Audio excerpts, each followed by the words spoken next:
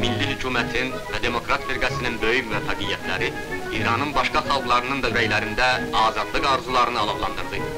1946-cı ildə dost Kürt xalqının nümayəndələri Təbrizə gəldilər. Kürdistanın böyük demokrat xadimi Qazi Məmməd nümayəndələrə rəhbərlik edirdi.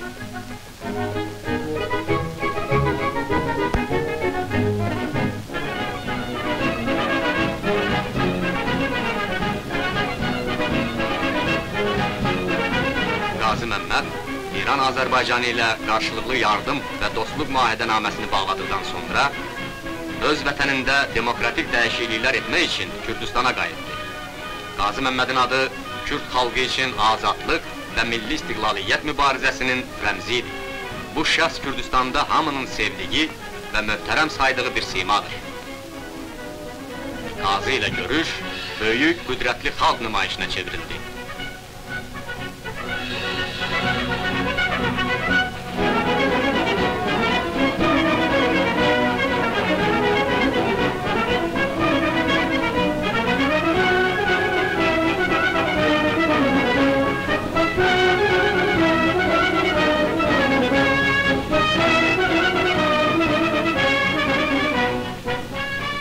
Kürdistan Hərbi Qüvvə Komandiri General Məmməd Hüseyn xan.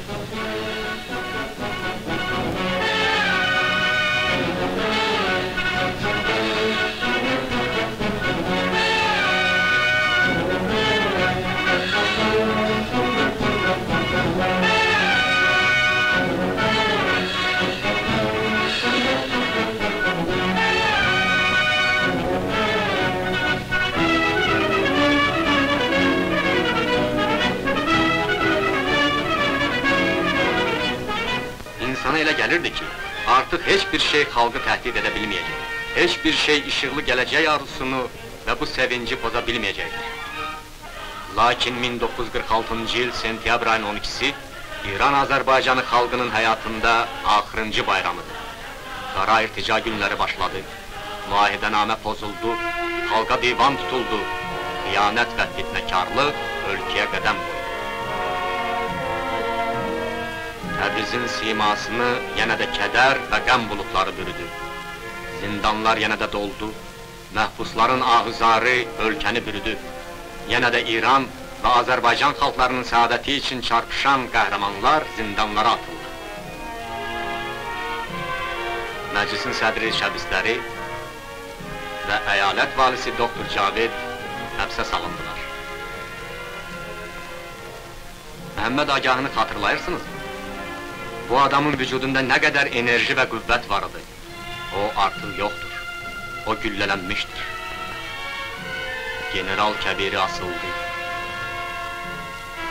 Prokuror İbrahim Firudin öldürüldü. O ölümü qəhrəmanlıqla qəbul etdi. Düşmənlər onu asdılar.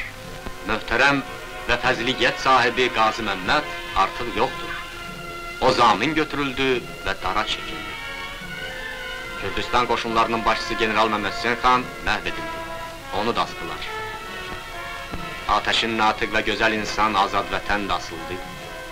Və bir çox başqaları da asıldı, öldürüldü, məhv edildi. Xəyanət və fitnə aləmi bürüyür, xalqın yurduna, yuvasına od vurulub yandırılır. Hər yerdə ölüm, hər yerdə qan.